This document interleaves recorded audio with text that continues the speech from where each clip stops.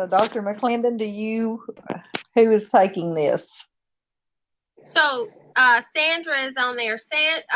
We're being taped live. If you look on the bottom of on the side of your screen, I see that it says live stream, so it'll be live stream. And Sandra, are you on here? And Joe said, Leanne, there you are. I see you. Hold on, Miss Blair is right here in the office beside me. Let me see. She went to the boardroom. Who else? Joe just texted me back. She says she's in a bad area with no service.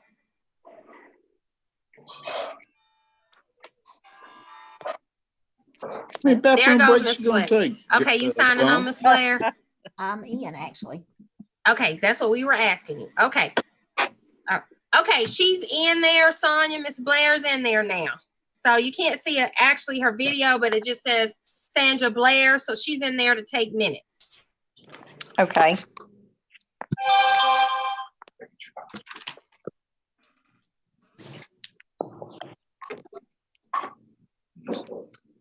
Don, I'm going to get dizzy watching that fan in the background.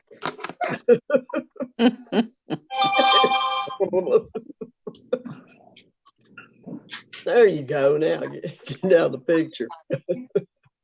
That's good. So I don't have an agenda for tonight.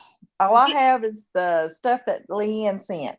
Yeah, we only have one item tonight on the agenda to discuss.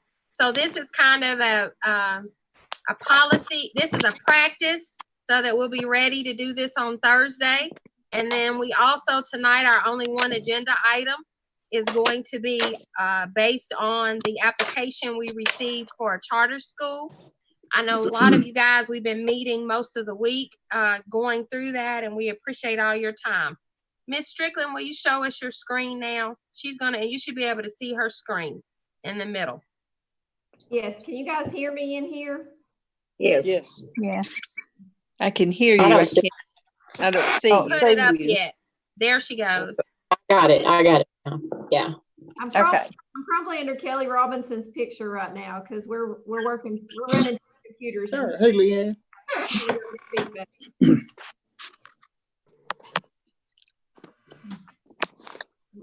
Why am I getting it wrong? Hold on.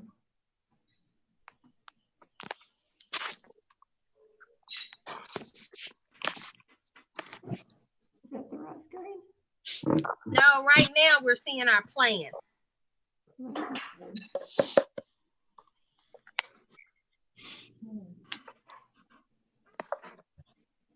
Sorry, guys.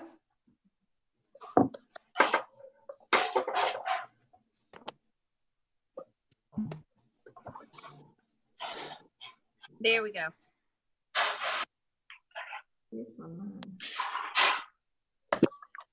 Okay. We've had 3 review team meetings in the last week to go through each section of the application and gotten some feedback from different people by email and discussion here at the office. So I think hopefully most of you have had a chance to look at it and think about what concerns or commendations you have.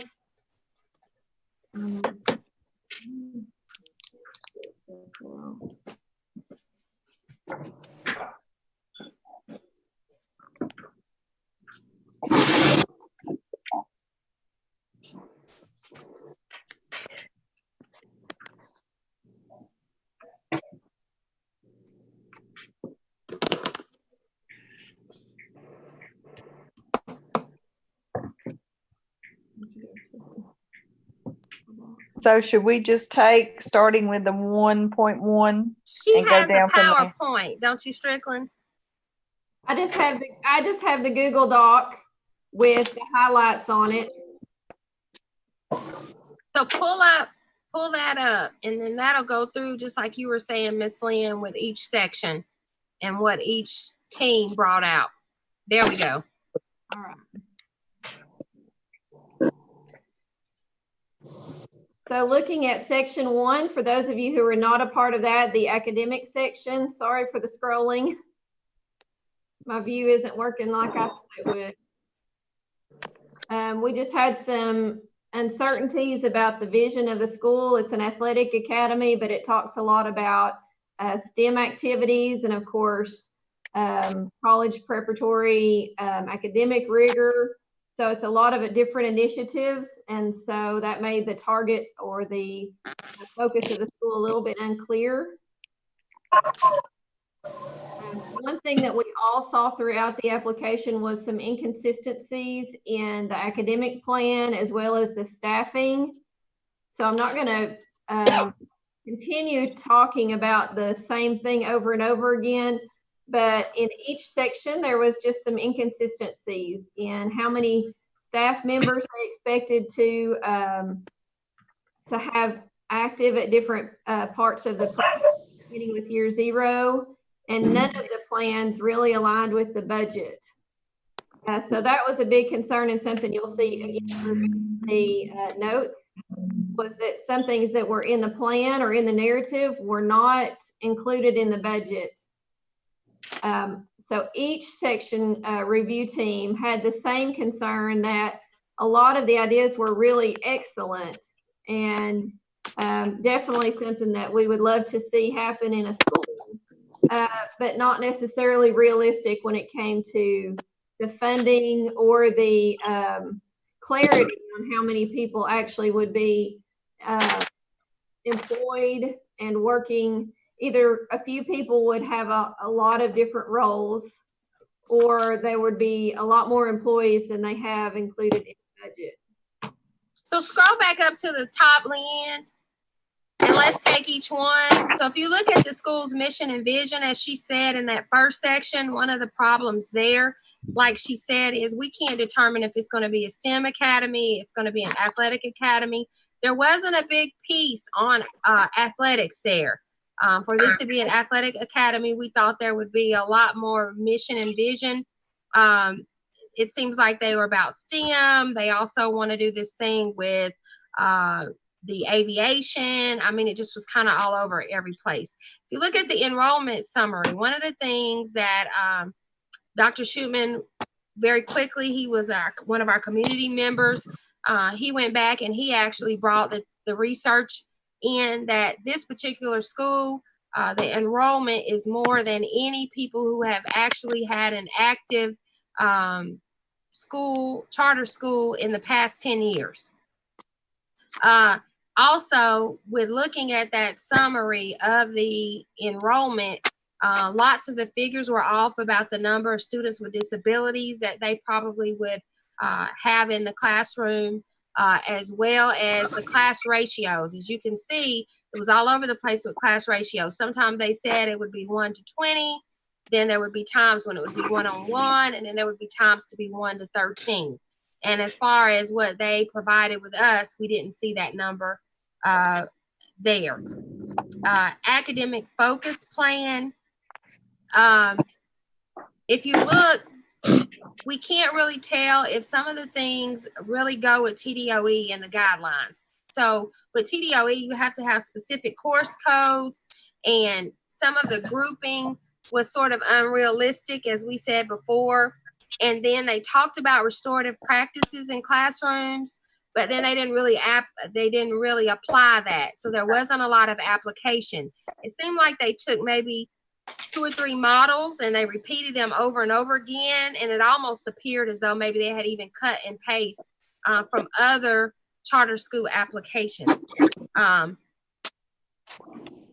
So a lot of it was about blended learning. There was also lots of references to elementary practices, and it even said in a K-3 or K-4 setting.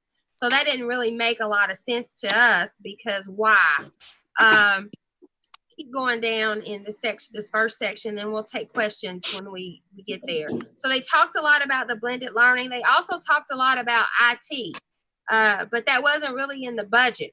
There were lots of things that they mentioned that were very good foundational ideas, but we didn't really see it reflected. There were probably 3 or 4 actual curriculums that were adopted that were actually online or virtually, and we didn't see the money there. We just used some of our basic numbers, and if you see, they talked about using a flexible learning plan, which basically you're going to talk about using written curriculum as well as online, and just the cost for devices is about $200,000, and we didn't see that there. And then again, they talked about these coaches at this particular point, but there wasn't a lot of money there actually for coaches as well, and interventions. If you'll keep scrolling down just a little bit. 1 second, my connection is unstable. Okay. Can Don Lease hear? He's got a little red microphone by his name. It looks He like can hear, it just means that he can't if he wanted to speak. So let's just go back and refer to just section 1. Okay, academic performance standards. There we are. Keep rolling up. It ain't funny, Jenny. Again, with the group sizing, scroll up a little bit for me, please, Ms. Strickland. Keep going up.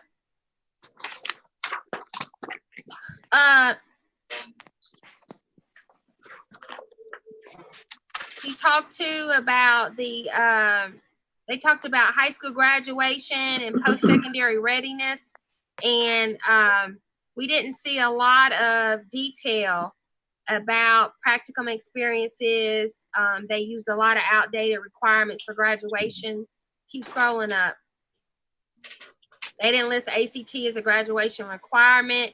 They talked about partnerships or agreements with a lot of other people, but they didn't talk about the ones that we're currently using. And then we didn't see where their staff was actually qualified for these dual enrollment courses.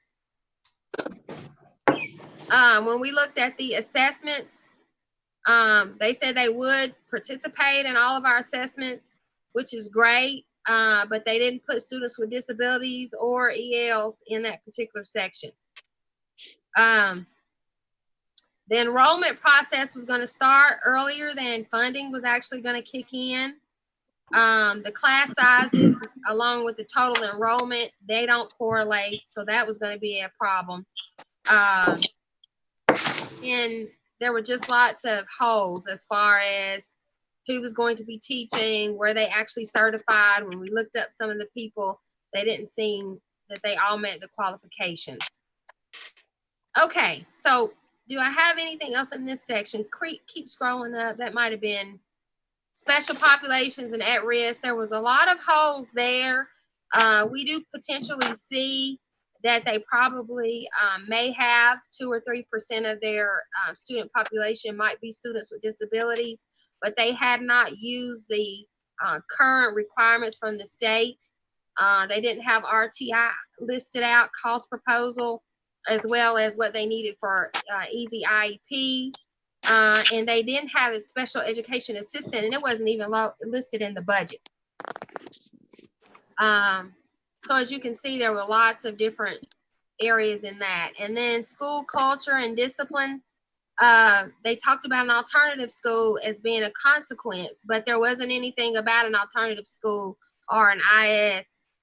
They also talked about an SRO in the application, and that SRO was not actually there either in the budget.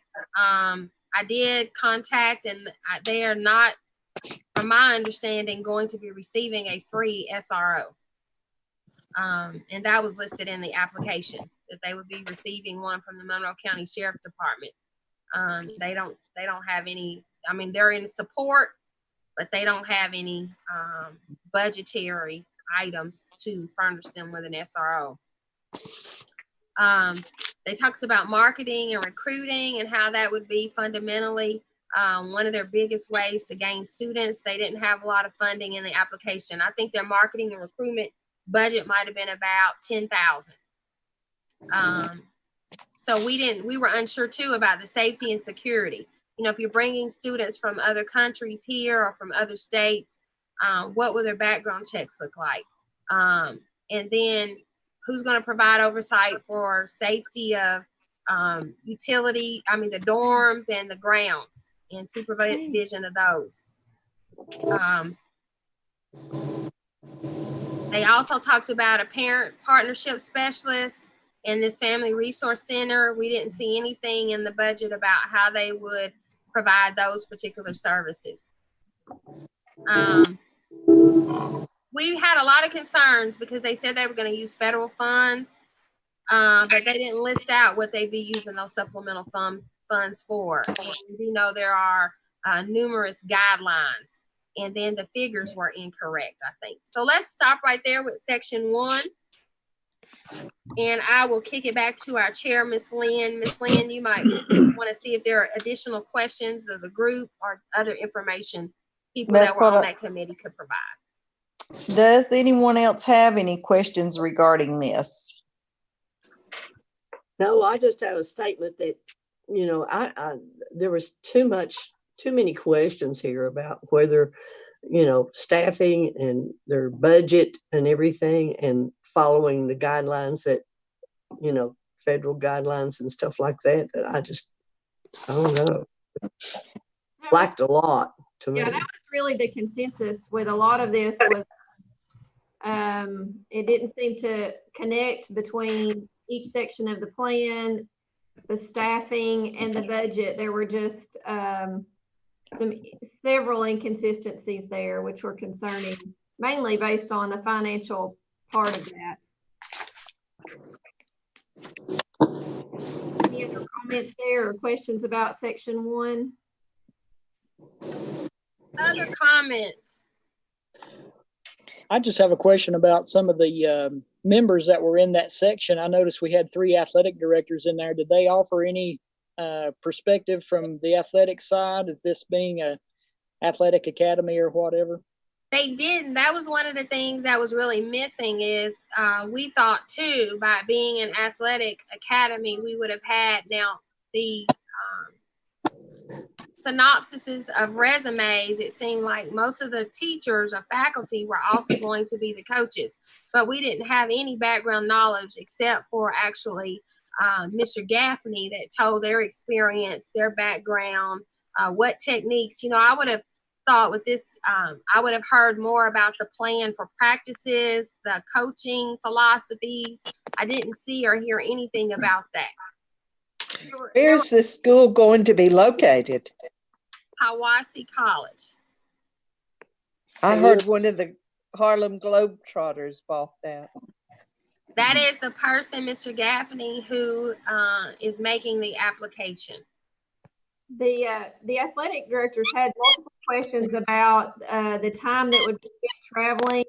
These will be nationally competing athletic teams, so they would be spending a lot of time traveling outside of the classroom. They had some questions about discipline and how their disciplinary practices would connect to their eligibility.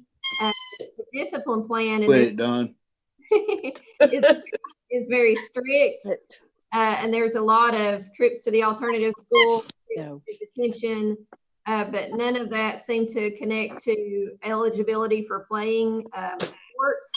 And then, of course, they were very concerned about the facilities not being usable, right? None of the facilities are usable. There is no football field. There is no track. And the facilities that are there are currently not usable. So we'll talk more about that, I think, in section 3. Is it section 3? Yes, 2, operation. 2. Okay. Other Does questions? Anybody have anything on section 1?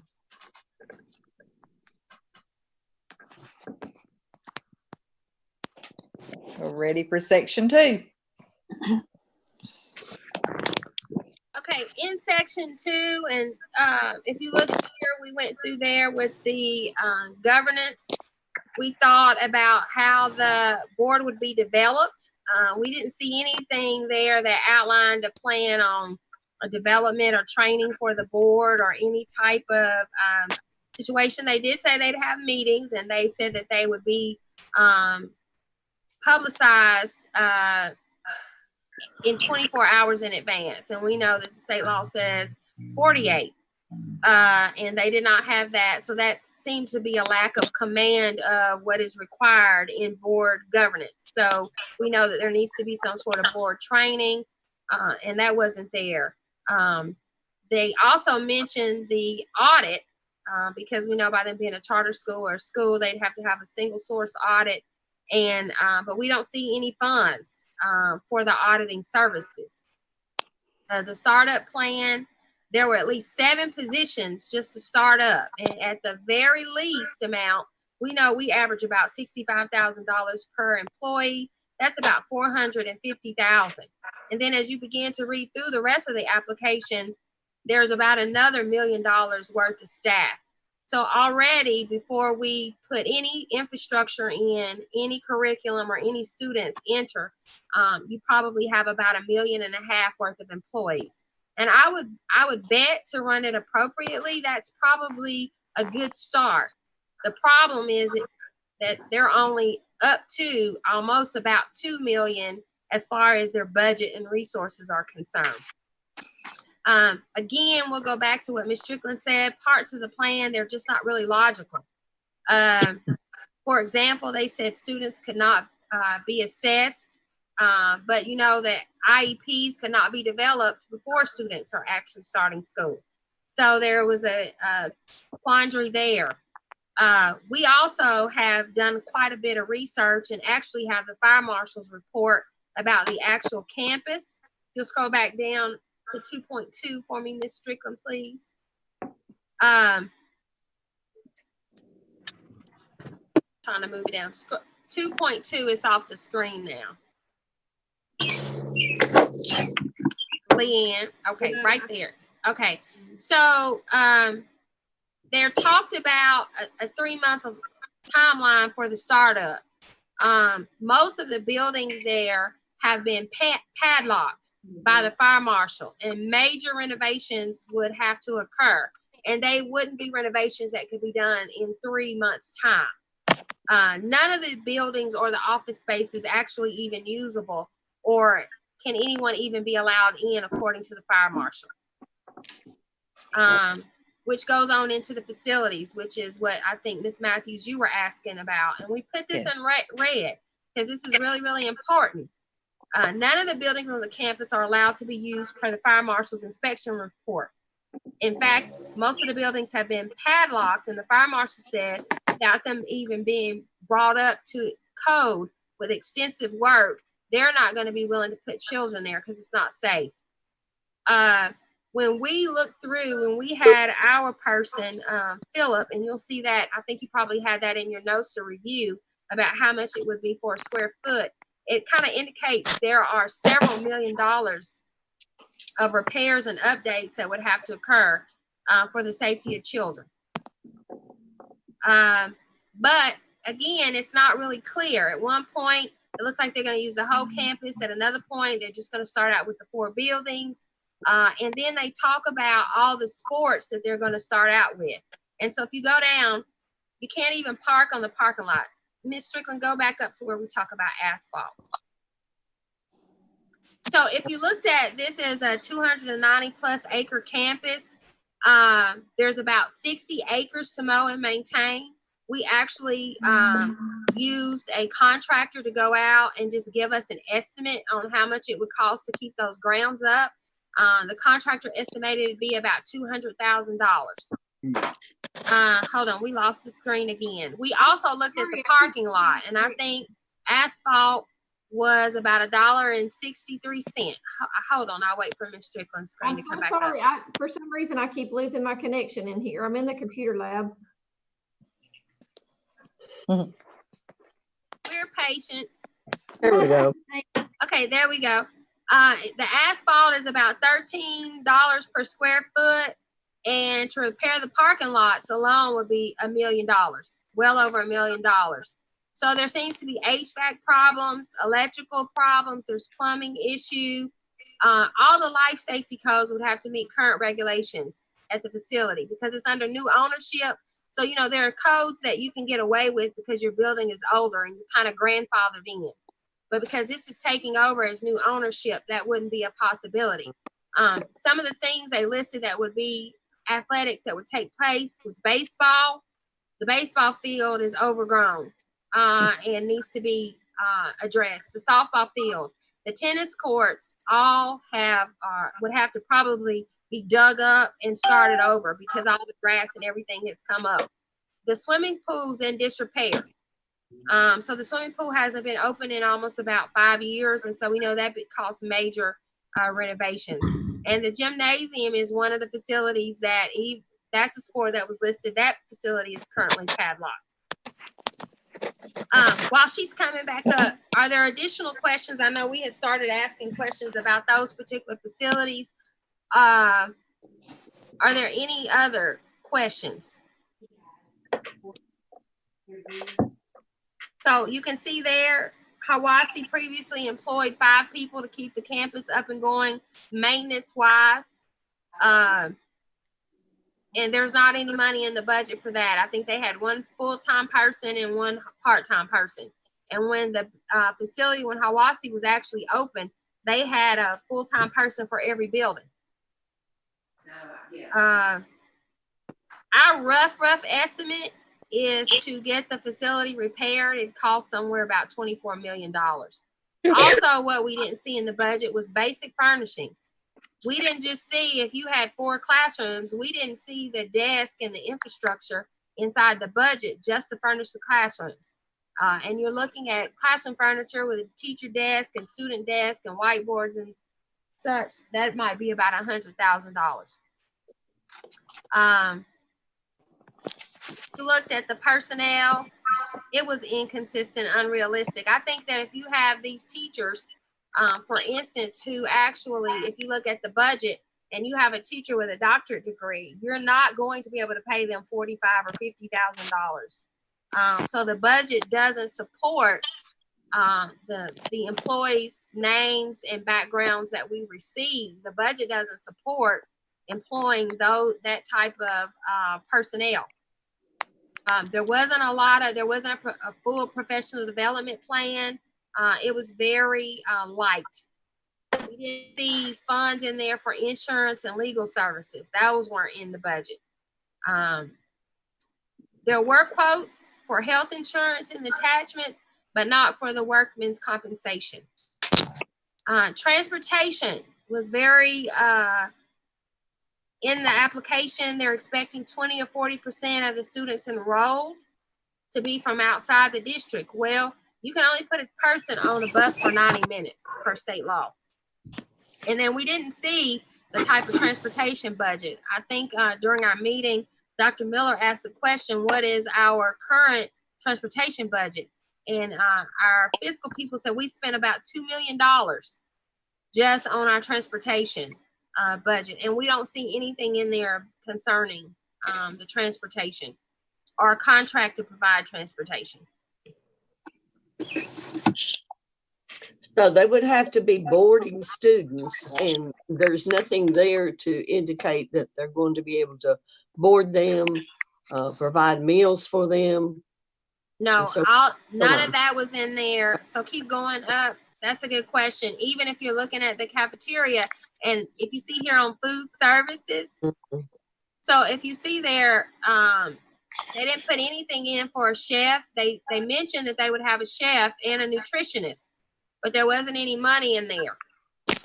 And even if they use the USDA guidelines, there still has to be some sort of a budget for that. And you don't know how many children you're going to even have that would qualify for free and reduced lunch. So you need to at least have some sort of budgetary line item in there, because what if you have a campus full of children that don't meet the qualifications? How would you pay them? And then one of the things that we found consistently, they said that they're going to maintain communication with the McMinn County cafeteria manager. And we're Monroe County. There were several places where they addressed places and situations in Chattanooga and Cleveland and McMinn County that are not in Monroe County. We saw very little things that say they were going to cooperate with us, other than the nurse that they were going to get from the health department as well as the SRO. Additional operations, we're talking about technology. There's no budget in there for the devices for the children to be 1-to-1 or even 1-to-3. The equipment and networking infrastructure and IT support, that's not included inside the budget. They have about $5,000 inside the budget. So that wouldn't be enough to get the networking up as well as buy the devices and the equipment. They mentioned some sort of a system that we don't even use. None of the systems mentioned in the application are correct or used by Monroe County Schools.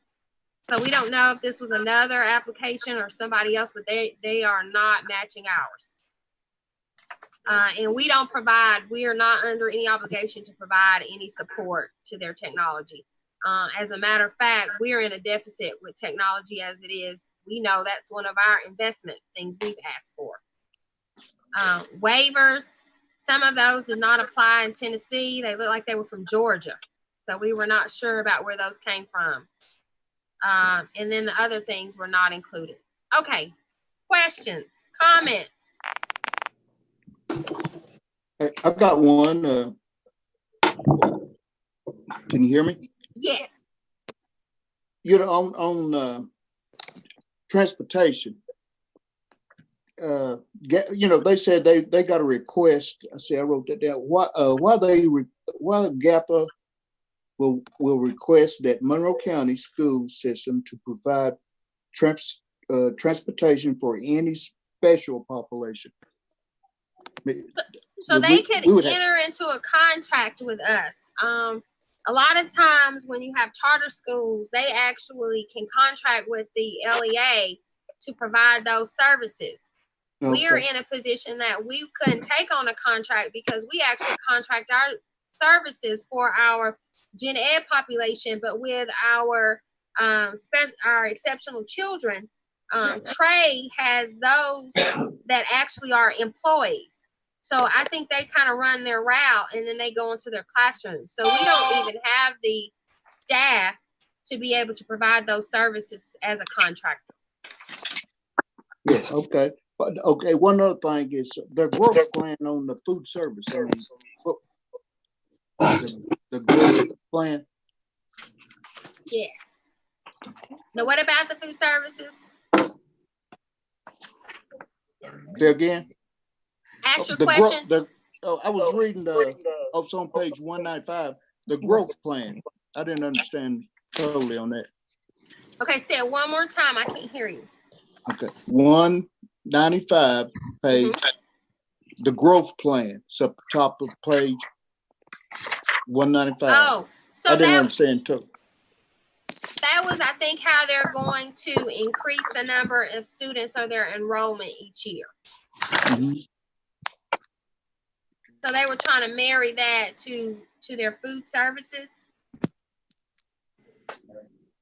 Oh. I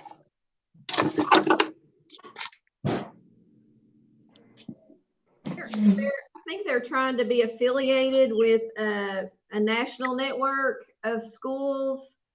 And that, I think that's part of their draw for national or even international athletes.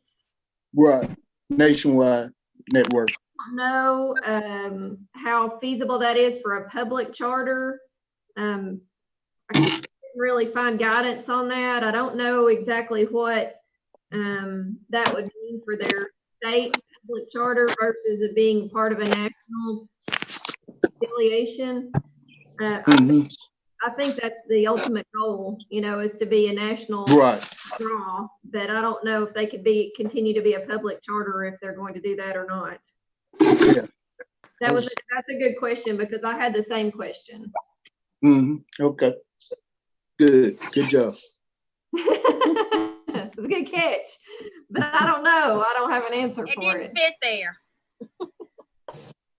I think it's a great idea, but I don't know that it's what a public charter means. I don't know how I just turned that pink. It's okay. Okay, other questions about section 2? I think you kind of mentioned it there, but in that first section of governance, you mentioned about their board. Are they subject to the same open records and open meetings laws as we are? Yes. Okay. Oh, I had another question. What about nepotism? You know, who's going to be on their? They got a nepotism policy or something? Well, we didn't see a policy. We didn't see a policy there, and it is very noted that it does look like there might be some nepotism between the owner, founder, and board members. So yes, we did see that as well. I'm sorry, guys. I don't know how I turned it pink, and I can't undo it. I like pink. People recognize breast cancer awareness early. That's right. Hey, Leanne, Yes. Leanne, Control Z. Hey, I tried that, Ange. Thank you. It didn't work. Oh, sorry. No, My thank bad. you. Do we want to move on to finances? Or are there other questions?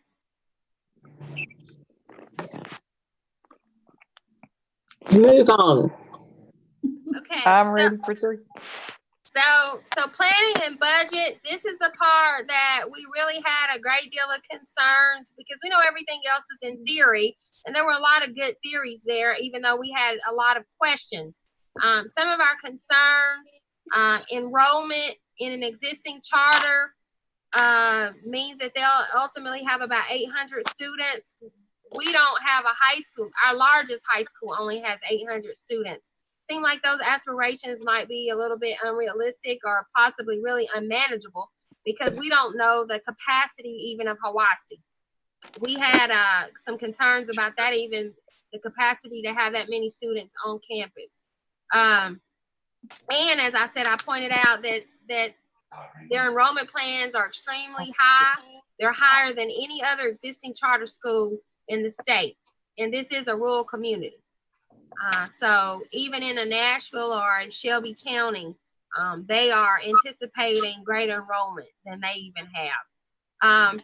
There's no indication of cash flow. There seems like there's one line of credit at Smart Bank. It was indicated it would be up to $500,000, but it was for McMinn County charter application. And this is a Monroe County location.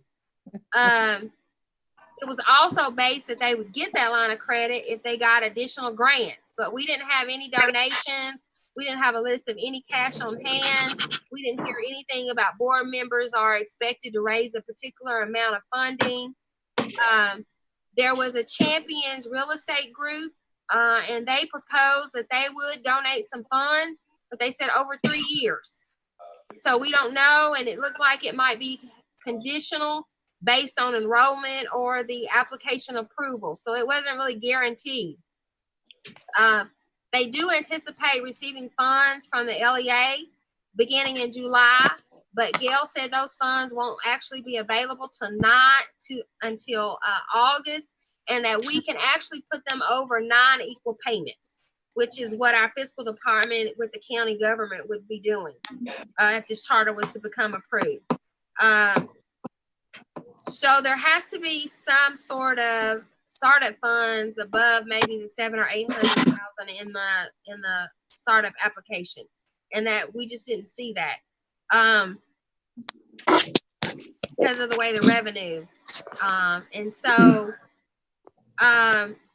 we didn't see the property and liability quote from Trust Point Insurance. It was only for $15,000. So we didn't think that was reasonable. We're unsure that actually was for that particular facility.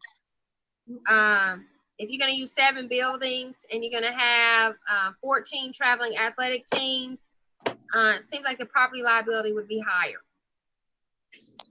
And then in the budget narrative, the amounts listed for Social Security and Medicare are inconsistent between the budget narrative and then the actual budget.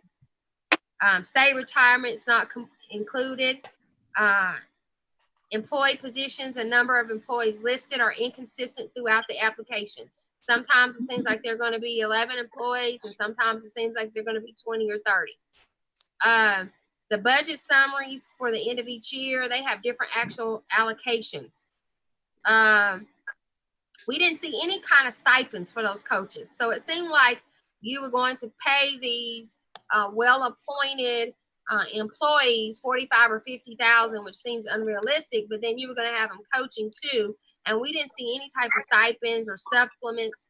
There wasn't anything in the budget for athletic equipment or even uniforms.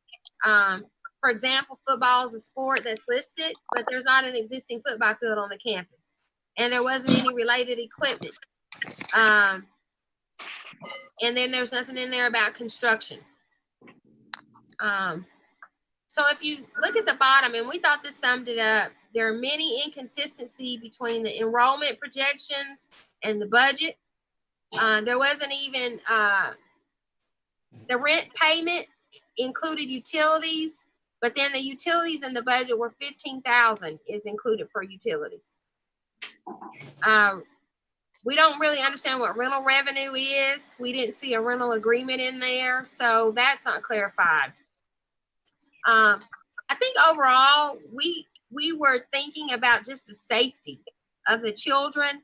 It seemed like most of the buildings and even the fields are not in good repair. And so we just wonder how safe would it be to even approve for that to be a charter under our local LEA. Seems like that we need millions of dollars to get it up to par. Well, Dr. McClendon, how on earth can they say they're going to do all these things? We can't give them a charter until they come up with improvements on those buildings and everything. Correct. That's a big thing or big concern of ours. Lots of times when people do get charters, they already have an existing building, maybe they're renting, that's up to par. Sometimes I know in Shelby County, we have charter schools that go into buildings that we have left from, have vacated, but they don't need as much work. And so those are a little bit more reasonable to get up to par. So we had some concerns too about that SRO. The online learning, they have iExcel, they have Reading Plus, they have the Mavis Bacon typing program. All those programs, we even saw Easy CBM in there, and there was no budget for all of those programs. So Dr. McClendon, yes, can I ma'am. interrupt for just one moment? With all these inconsistencies that has been listed on here, will that be enough for us to give reason not to approve them a charter school? Yes, ma'am. It is totally a decision up to the board. Because, you have to think about this particular location as being a school, just like you would any other school. That's here in our district. So you would want to make sure that anything that would be up to par or safe or a requirement for any of our other high schools, you would want to make sure that this school was ran well the same way. And that things were consistent and there was enough funding. I don't know that anybody is per se opposed to us having a charter. And the idea, I think the premise and the idea sounds really good. I think that to get up to par, there's a lot of funding and there are a lot of gaps in the application or inconsistencies. So what would your recommendation be? I would recommend at this time, I think to the board, it would be a no. I think there just is not enough funding listed here. And I think that the campus, just the two reasons alone, just that there seems to be a lack of funding and that the actual facility seems to be unsafe. I just think not in good consciousness, you got to keep your children safe. You got to start with a safe environment for your children. And that environment at this particular time would need to be brought up to par before you could even consider anything else. Does anyone else have any questions or concerns? When you take buildings that are 50 plus years old and you're thinking about going in there and renovating those to comply with the fire marshal and everything, this just seems like such a pie in the sky deal that I just can't see that we could recommend that they go forth with this. They've got a lot of work to do on the application, their budget and everything, and it's unreal. I've got a question, and this is kind of a hypothetical one, but what if this gets approved by the state board, whoever overturns us, I can't and see they don't get set, they don't get everything done in 16 months, then do they have to reapply again if they don't hit their start date, or can they get a waiver to go again, wait another year? What's the process? We would have to go back and appeal to the state board and let them know that it's not there, it's not safe, it's not in a position to be open. I know in their application, they were asking us for conditional approval if everything got up to par. I think that we would have to go back and say the conditions are not up to par, even if the state board turned us over. I think the state would be concerned about putting children in facilities that are so far out of date. I understand that, but I'm saying, would they get a waiver to start a year late, or would they have to reapply again? Because their startup date says August 2021. So it really depends upon the state board. Sometimes some charters have received a waiver on time, I think is what you're asking. And then there have been times where if it's not up to par and you say no, the state has upheld your no. It just depends. Every case is individualized. Yes. Okay. Are there any other questions? Yeah, I've got one other. Teacher evaluation, of course, was almost basically non-existent. What are other charter schools doing as far as teacher evaluation? Are they using the same one that we use in public schools in Tennessee, or are they doing something else? Because they're because they're a charter, they can be innovative. So sometimes they may use another model. They might also apply to the state to use one. We actually use the state model because it just is what the state has put together. But any LEA or any school can design their own, and it can be approved by the state. I've got a question, Deanna. When this comes up at our board meeting, we don't have to give all these reasons why we're not going. We just say yes or no. Am I right? Correct. So I No, think that's not correct. We have to give them a letter explaining why. We have to give them a letter. And they've got 30 days to correct that, whatever we're saying is wrong. there are 3 times. I thought the first time we could just say no, they can appeal. And then on the second time, then we can give them a list of concerns and they can address those. And we can either then say yes or no, and then they can appeal to the state board. Okay. That's the way I understood it. I think we could say no based on financial concerns, period. Or facilities concerns, period. And keep it as simple as that. If that's what the board chooses to do.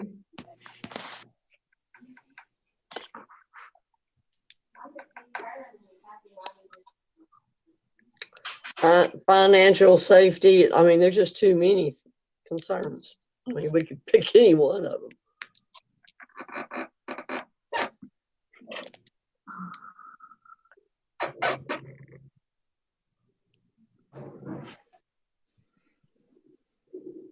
So I'm reading the statute and it says that we have 90 days, and if we have to give it to him in writing. Say it has to have cause on the first response.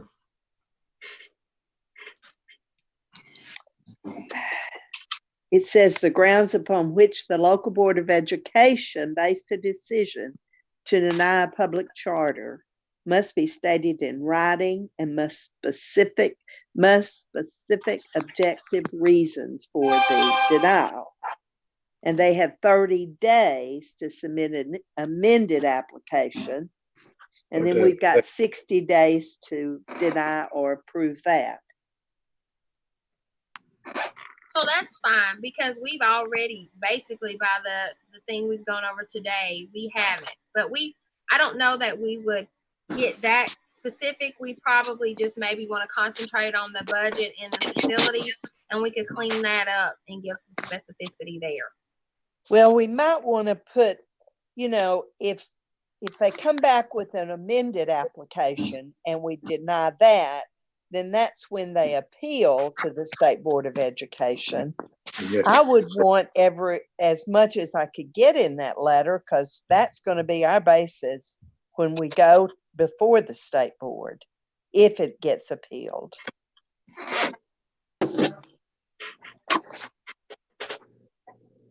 But I we think should you always use the- operate as if if it's going to be appealed.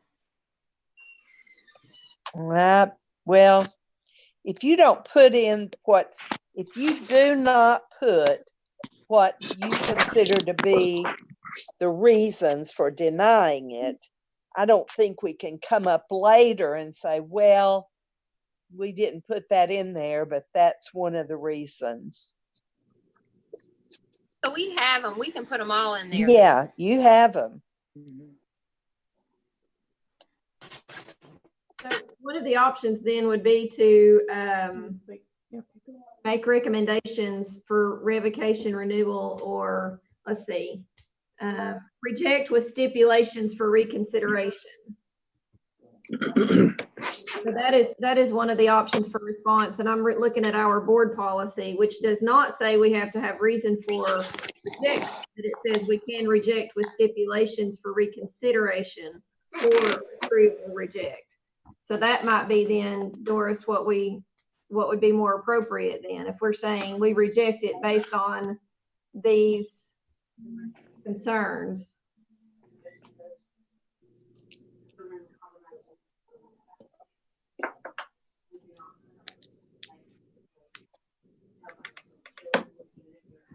We have to specify reasons for denial. And I think if we do not specify it, then we can't use it on appeal if it gets appealed. I don't know how I'm not looking at the policy. I'm looking at Tennessee code. Okay. I'm looking at our local board policy, which is Tennessee laws override our board policies. State law always overrides policy. Am I right, Doris? Yes.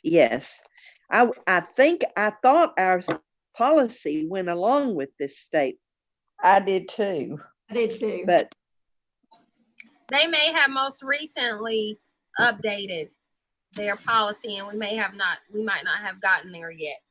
Doris, when you say that we do have to give reason, are the reasons that you've heard discussed tonight appropriate? I mean, do you have to go into great detail, or can we begin with just an outline of why we're denying it? It says must specify objective reasons for the denial. You don't want to leave anything out, because if they come back and they say you didn't put this in there. I mean, if you go with the budget, the personnel, buildings and the grounds, the conditions, the programs that aren't consistent with federal and Tennessee laws governing school boards and so forth and so on. I mean, it just goes on and on and on. Yes, you've got multiple reasons for denying it. And you just don't want to leave anything out, because then they can come back.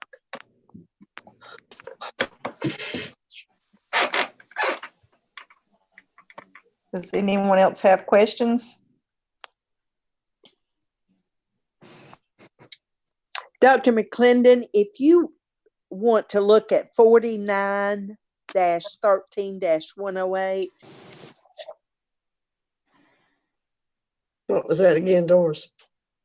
49-13-108. It says approval or denial of public charter school application. Is that not included? We didn't have that included in any of our material. I think I don't remember if we sent that out early or not. Probably in the first batch of information you received, which was back in January, maybe.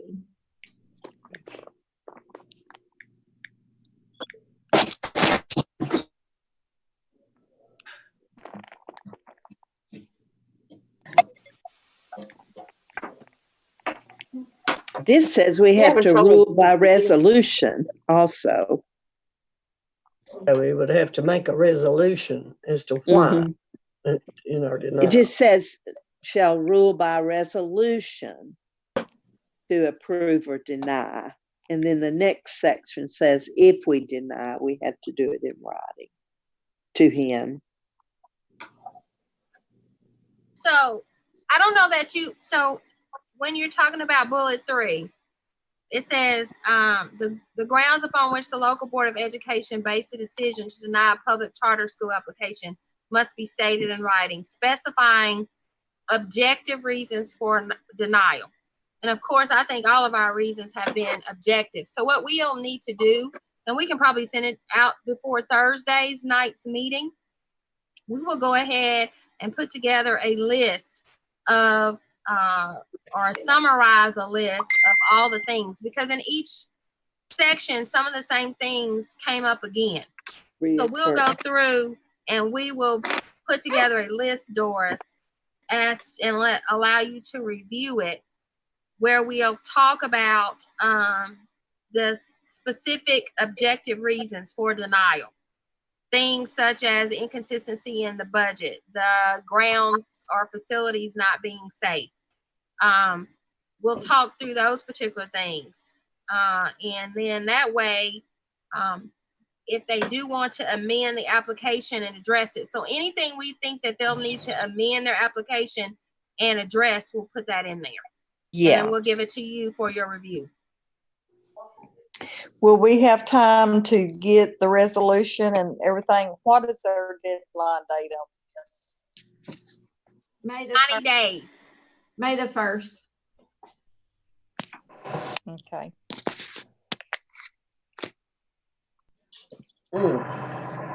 So after she does this, then will we have to come back to a meeting and vote to approve it? Or can we do that Thursday night? I'm asking. You can do it by resolution Thursday night. You've got to vote on it Thursday night, but it says that you do it by resolution. So then you'll have to draw up the resolution, correct? Yes, but it says you can do it at a regular or specially called meeting. So if we get the information to you by close of business tomorrow, Doris, can you have the resolution to share with the group by Wednesday, close of business? Sure. Okay. That should work.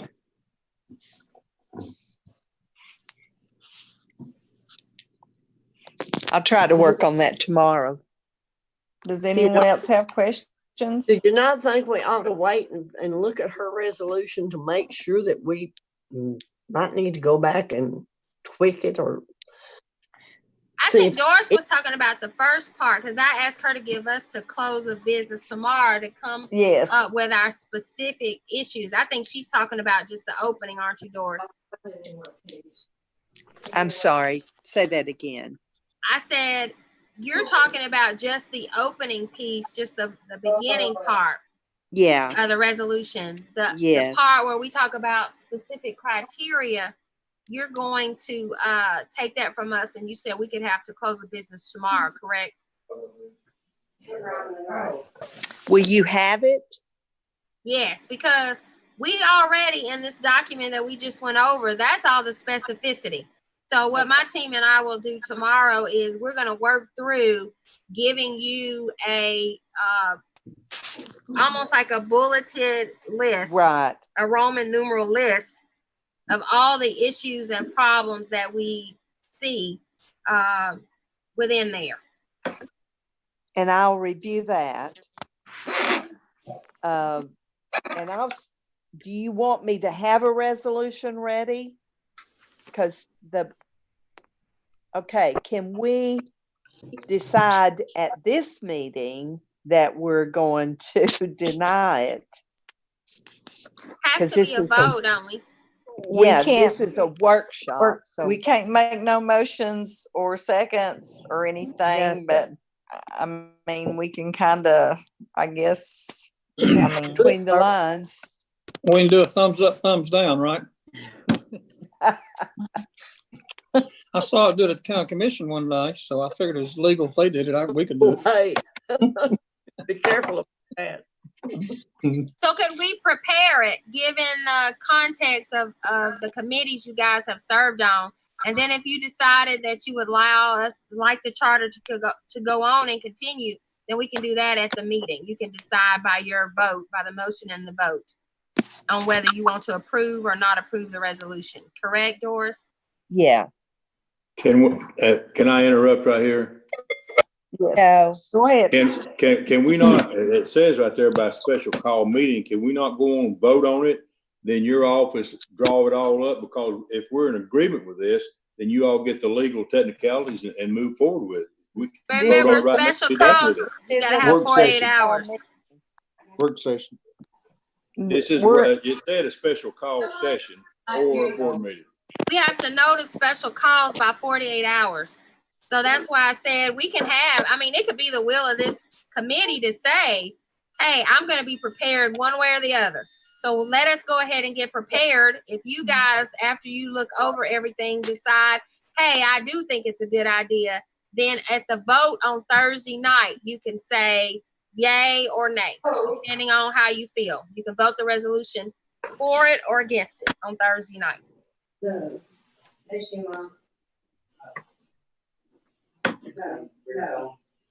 Yes. Yeah.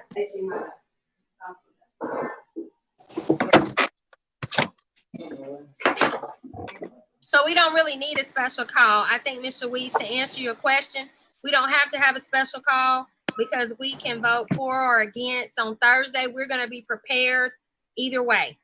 I thought that's what we're having right now, special call work session to deal with this, to vote on it tonight. But it's not, this is a workshop. We can't do any motions or any votes tonight. On a special call work session, you can't? No. No. Okay. Can't do it.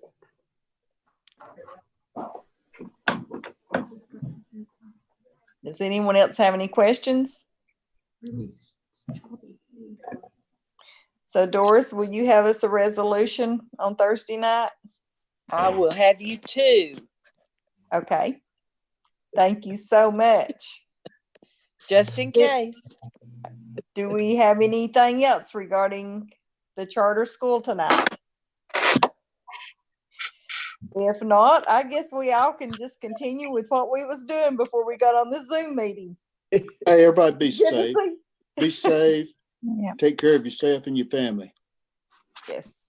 Thank Right. you. Thank you. You too, DeWitt. Have a good night. Good night. See ya.